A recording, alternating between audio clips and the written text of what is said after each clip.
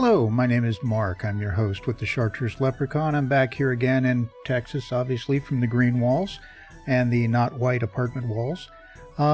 Today I just kind of in between a bunch of stuff, so I thought I'd throw out some, well, what I've learned about leprechauns for a while.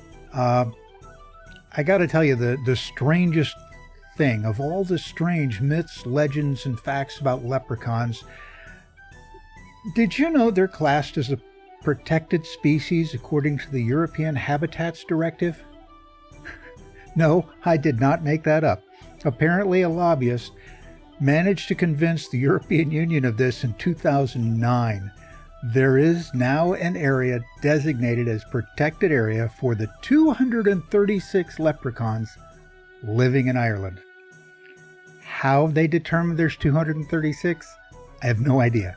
But supposedly that's what's there, and they have their very own place to live. How about that? I suppose we should probably start at the beginning.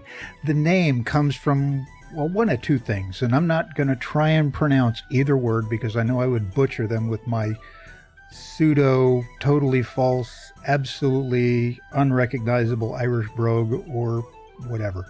One word means small body, and it refers usually to a body of water. It can also mean, there's another word that they use, or actually a pair of words, that means shoemaker. Like I said, I'm not going to attempt to pronounce either one of those words. Irish manuscripts say that leprechauns lived underwater, of all things. They also weren't all male. They wore red suits. They were sly or tricksterish old men, and they preferred solitude.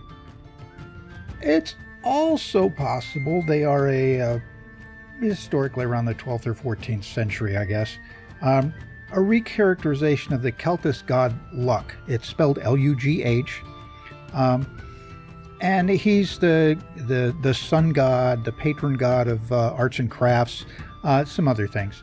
Anyway, thanks to an Irish poet in the 1800s, Leprechaun became more or less what we know them as today.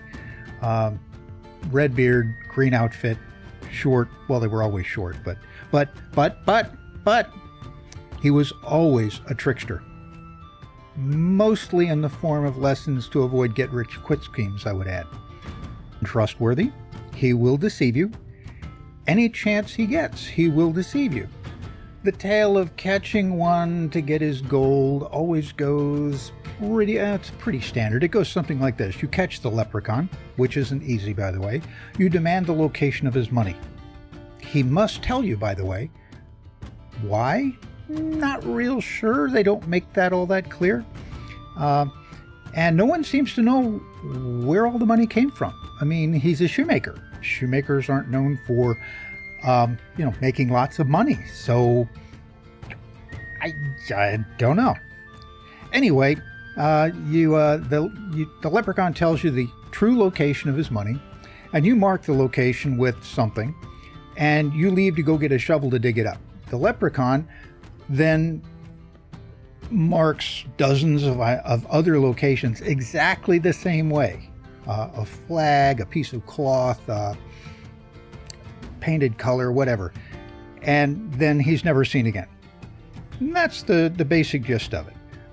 Leprechauns, like the vast majority of Irishmen, and people everywhere really, are not drunks.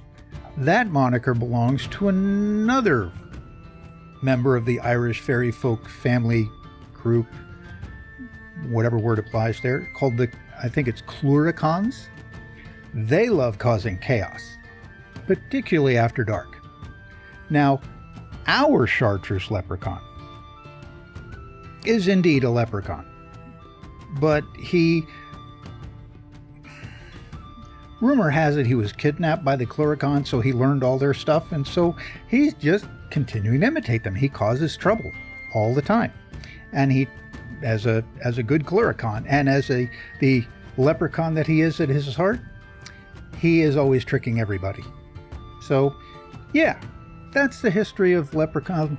A little bit of history on leprechauns, and the origins of our particular leprechaun, who is the Chartreuse leprechaun. And, As I've said before, and I will say again, if you see something and you have no idea why it happened, just remember, the leprechaun did it.